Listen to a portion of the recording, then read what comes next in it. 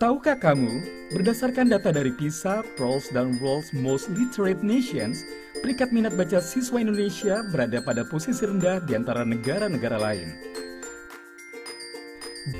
Melihat fakta tersebut, Kementerian Pendidikan dan Kebudayaan menerbitkan Permendikbud nomor 23 tahun 2015 tentang penumbuhan budi pekerti. Salah satu poin penting dalam peraturan tersebut adalah mewajibkan sekolah menyelenggarakan program 15 menit membaca buku non-teks pelajaran sebelum hari pembelajaran dimulai.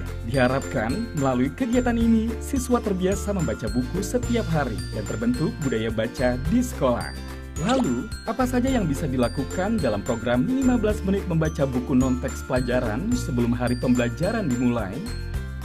Pertama, membaca nyaring. Dalam metode ini, guru membacakan buku kepada siswa dengan suara nyaring. Siswa mendengarkan dan menyimak dengan seksama. Yang perlu diperhatikan, guru selalu menjaga interaksi dengan siswa. Bisa saja saat dan setelah pembacaan buku, guru dan siswa berdiskusi mengenai isi buku. Kedua, membaca mandiri. Ketika waktu 15 menit membaca tiba, siswa dipersilakan memilih dan membaca buku yang disukainya. Guru mendampingi kegiatan membaca ini dengan turut membaca buku pilihannya. Ketiga, membaca bersama. Guru membacakan buku kepada siswa, di mana keduanya memegang judul buku yang sama. Guru membaca dan siswa menyimak dengan seksama. Pada siswa dalam jumlah besar, guru dapat menggunakan buku besar atau big book. Keempat, membaca terpandu. Dalam metode ini, guru membuat kelompok membaca. Tiap kelompok terdiri dari 4-6 siswa. Guru memandu siswa membaca bacaan yang sama. Guru juga dapat meminta siswa membaca secara bergantian.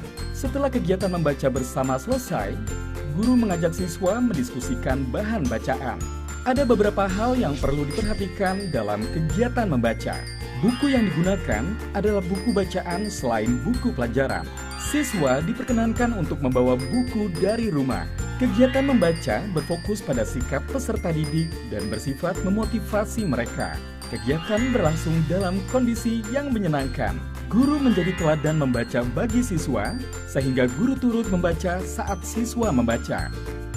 Hal-hal yang biasa didiskusikan setelah membaca. Topik atau tema cerita, tokoh cerita, alur cerita, pesan cerita, pengembangan cerita. Agar tercipta budaya membaca, lingkungan sekolah harus kondusif bagi kegiatan membaca siswa, yaitu mendekatkan mereka pada buku dimanapun berada. Sudut baca, lokasi berada di bagian belakang kelas. Menyediakan buku-buku fiksi dan non-fiksi. Dihiasi poster kampanye membaca. Dapat diperkaya oleh buku yang dibawa siswa. Dapat berupa bacaan koleksi perpustakaan yang dirotasi secara bergilir. Pojok literasi dapat dibuat di kebun, halaman, kantin, koridor, area tunggu orang tua, serta area lain yang nyaman dan mudah dijangkau siswa. Dibuat aman dan menyenangkan dengan meja, kursi, dan atap. Koleksi buku dapat disimpan di rak beroda agar dapat dipindah-pindah dengan leluasa. Yuk, sukseskan program 15 menit membaca buku non-teks pelajaran sebelum waktu belajar dimulai setiap hari. Semoga gerakan ini menjadi momentum bagi siswa Indonesia untuk membiasakan diri membaca dan menjadikan membaca sebagai kegiatan yang menyenangkan.